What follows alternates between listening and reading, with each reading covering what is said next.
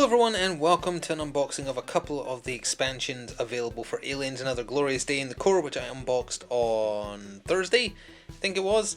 Did manage to get my hands on the expansion I was interested in, and also for a reasonable price I found the Assets and Hazards expansion, which we'll take a quick look at because I thought why not, because I found it at roughly the same time as the Get Away From Her you know. So again, like I said in the unboxing of the base game, there could be some bad language on the cards. This expansion is censored, but is obviously a bad word censored, so just to be aware if you're watching with anyone younger. The usual warning. I'm not going to be reading out the bad language, but just as a warning. There is one more expansion for this game I haven't picked up. It's a bunch of additional Marines that you can use, but this is just to give more life to your table. It's a bunch of 3D assets. There's nothing in it besides the sprue, but we'll take a quick look to see the quality of the sprue. You get a bunch of item containers, computers, the 2 turrets from the base game, the 2 facehuggers, and then a bunch of facehugger eggs, which might just be for flavour. I don't think those are used in any of the base missions, although I guess they could be used in some of the base missions of this expansion, because this is an expansion that doesn't just add miniatures, it also adds tiles, which is presumably why the box is the same size as the base game, and some other ways of playing, including a way where one person can play as the aliens, I think. But we'll take a look at that in a second. Let's real quick take a look at the sprue for the Assets and Hazards. I haven't opened this yet. We'll just see how complicated they've made the assembly. It looks pretty basic to me. It's literally just everything split down the middle. I have no idea what this is. It's a little weird. Yeah, I don't know. That doesn't look like the normal kind of flash you would get on resin. But yeah, it's everything is split in half. So you would just need to stick them together, and you get what? 2, 4, 6, 8 eggs, 2 facehuggers, 2 turrets, 6 computers, and then like 2, 4, 6, 8, 10, 20 containers, I think. And yeah, good quality sprue. Not coloured, which is interesting because the sprue in the core box was coloured green for the Marines, black for anything related to the aliens. But yeah, okay, I'll move this to one side and we'll get looking at the expansion proper. So the main purpose of this expansion is to add 2 or 3 missions to the end of your campaign, I believe. Because normally, like the base campaign, you do 3 missions, assuming you don't need to rescue anybody, and then you're done. This carries on the storyline, so once they're off Hadley's Hope, off the planet, what I always forget the name of, like XV10 something or other, whatever. Once they're back on the ship, of course, Bishop saves them, but things don't end there. So we get a mini rulebook talking about the assets included in the expansion. New aim dials, new stat cards, because Bishop can be playable, and of course the Alien Queen is the main threat added in this expansion as well. Oh, there we go, that's how it extends. So the ones in the base campaign are new, escape, survive, assuming you don't do rescue or survive or supplies. But they've added retrieve and Sulaco, which is the ship they escape on, right? So that's how they do it. I'm not going to read the specifics yet because I do want to be a little bit surprised. And then this is optional for if you want a player to be the baddie. If you want oh, they actually come with cards and everything, huh? That's interesting. And they have Hive Willpower. I don't know what this would do for balance. I haven't seen the mode being played where someone is the aliens being played at all. I haven't seen this expansion being played at all, truth be told. Just the base game. So I don't know if it's balanced. Can't comment. Moving larger models. So if you're using Ripley in her power armor, she moves slightly differently. And then how you track damage to the Queen. And of course the iconic moment where she says the name of the expansion. And then, oh, there's additional rules for using the APC. Because in the base game it's on one of the tiles, you can't do anything with it. It looks like it might actually be customizable for this. That's interesting, because it's got like upgrade stations and things. Interesting. Okay. You wouldn't be able to move it around very much given its size, but still very interesting. New characters. So that's how you use Bishop. How you use Enraged Ripley, which is carrying Newt at the end with her custom built machine gun flamethrower combo. Carrying Newt. Okay, that's some additional roles. And then these are... oh, hang on a second. These are the same missions from the base campaign, but reworked to use the new oh, okay. That breathes a bit more life into the campaign. Let me just open this real quick.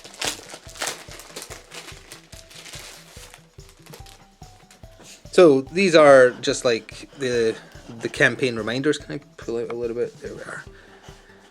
So that is a totally, actually it's a, like the base map for the campaign for Newt is this, and then that one, and would have been over here. So they've added 2 new things here, and there's some new assets inside them, including like spawn points and existing blips. So I don't know if you would consider that a harder version of the base mission, but at the very least it's definitely different. The rules might be slightly different. Still has campaign notes for when you want to play them in order. Let's see, does escape look different? It totally does. Well, I think this is the only new tile, honestly. But the rest of them have been shuffled slightly because this shouldn't be connecting here. So again, extended missions. The rules could more or less be the same. And then the survival mission, which is the one with the turrets, right? Yeah, and the facehuggers. So rather than just escaping, which is how I think it does it in the base campaign, the ship actually has to land and you have to get to the ship. And there's 4 blips in the room with the ship, which would be quite dangerous. Retrieve. Oh, that uses the facehugger eggs. And it uses the alien queen. Retrieve? What would that be? Oh, that would be when Ripley's saving Newt, right? Yep. Yep, that would be that. Mission goal, Newt has been taken. Yeah, so that's when Ripley kind of goes rogue to go save Newt. And then the final new mission, they've added Sulaco.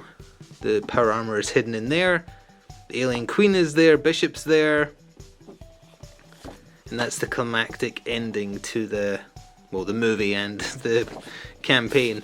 Ah, okay, so there's an additional mission type. APC Chase. Oh, that's neat.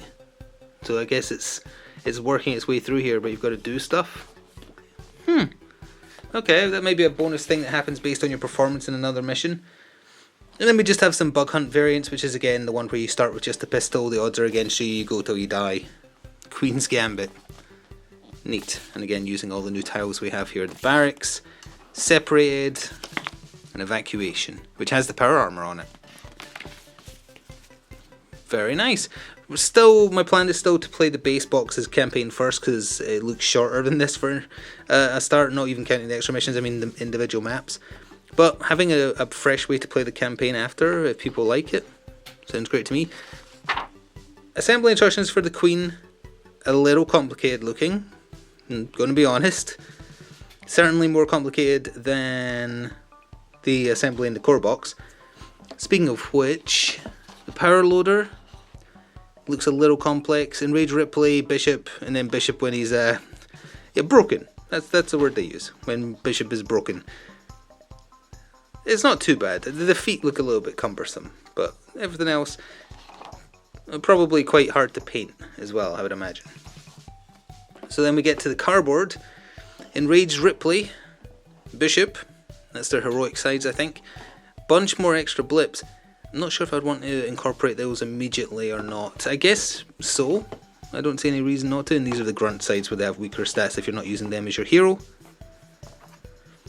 That's the alien stuff. This must be for the power loader, perhaps like unlocking it. We've got some facehugger eggs, but obviously as just shown the 3D terrain has those included. We've got some locked doors. And then the upgraded APC, so presumably which square you're on lets you do something. You can be a door gunner, the driver, the front gunner, rear gunner, or repairing. And that must be damage trackers for it as well, as the aliens tear into your ship. Sorry, your APC rather. And then we have the new tiles for adding on to the new campaign or the new maps. There's all where the eggs are. And that must just be another section of Hadley. So this is the hangar where Bishop lands his the ship there. And then on the other side, that's the egg room that Ripley sets on fire. Oh no, maybe that's when they land on the ship, because there's the ship again in the corner. Like as in they land on the big ship. And that's the new storage container, and part of the track for the APC. And then another one, and another part for the APC. A lot of cardboard included with this, which explains the price honestly, because it is a little pricey when you're thinking, oh, you're just getting like 2 big miniatures and 2 small ones. So Ripley's still in the green for heroes, whether she's on her normal base or in the power armor. And then the Queen, oh I actually thought the Queen came in grey. So it does come in black. So don't necessarily need to paint that either. It does come in more bits. That's Predator looking, that part. Some pins for the health dials, as always. The alien cards, reaction cards, if you have someone playing as aliens, which isn't going to happen here, but that is something you get in the expansion. Some more endurance cards, and I'm not sure whether or not you're allowed to incorporate those. I'd have to read the rules to see if it's allowed, because that's a lot of extra turns, or chances to shoot your gun. And then finally, finally, we have some more trackers with scary events and such on them. And a quick reference card for if someone is playing as the alien as well. So yeah, I'm not sure. I wonder if it tells you real quick in here how do you incorporate these extra cards, because surely it changes the balance of the game. Experience cards? No, that's if you have the other expansion. I'm trying to see if it says anything about including these cards into the base decks, because it will make them larger, which does change the balance because of how using cards in this game work. At a glance, I don't see anything. I'm sure it does say something, but I'm going to have to like sit and read this to make absolutely sure. And again, it doesn't matter immediately because we're going to be doing the base campaign first before we try and incorporate some extra stuff, but we'll definitely need to check that. So that's what you get in the Get Away From Her UB expansion. And the 3D terrain for Aliens, Another Glorious Day in the Core, the boxed miniature based board game around the movie Aliens by Gale Force 9. Unboxed the base game last week. Hope you enjoyed that and enjoy this. We'll be getting on the table as soon as possible. Got 3 of the 7 soldiers painted at the time I'm recording this, so not too many more to go and then we can get started. Anyway, thanks for watching. See you next time. Ta for now.